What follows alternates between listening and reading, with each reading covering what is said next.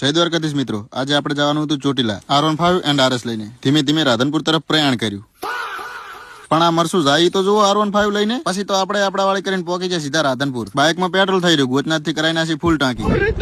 હમી બેઠા ત્યાં તો દિવસ હાથમી ગયો. પાટડી પહોંચીને મસ્ત ચા પી લીધો, કારણ કે બાઇક ખેંચવાનું છે સુરેન્દ્રનગર નોન સ્ટોપ. તો ફાઇનલી આપણે પહોંચી જાય સુરેન્દ્રનગર, આપણા ખાસ મિત્ર એવા કિરણજીની દુકાને. આ રહી કિરણજી, જેમની આપણે વાત કરી. આવી જાય ભાઈના ઘરે અને રાત પડી જતી એટલે ખાઈ પીને સુરેન્દ્રનગર ધામા નાખવાનું નક્કી કરીને માથે ગાભા નાસીને હુઈ જાય.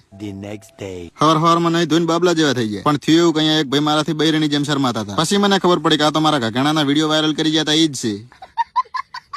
ભાઈના ઘરે રાત રોકાણા અને કોઈ દિવસ ના આવે ને એવો આનંદ આવી ગયો, મોજ પડી ગઈ. નીકળી જાય ચોટીલા તરફ. હજુ ચોટીલા 55 કિમી છે, પણ અત્યારથી પબ્લિક જુઓ, લોકો હેડતા દર્શન કરવા જાય છે પગપાળા. ફાઇનલી પહોંચી જાય ચોટીલા. આ જેટલા લોકો ચોટીલા હેડતા હેડે છે ને, માતાજી એમની મનોકામના પૂરી કરે. આવી ગયા ડુંગરની નીચે બાઇક મૂકી દીધું પાર્કિંગમાં. બાકી કુળદેવીના દર્શન આવીએ એટલે આખી ફિલિંગ જ અલગ આવે. કોણ કોણ પગપાળા છે કે આ પગથિયા સુધી પહોંચ્યા હતા, કોમેન્ટ કરી દે.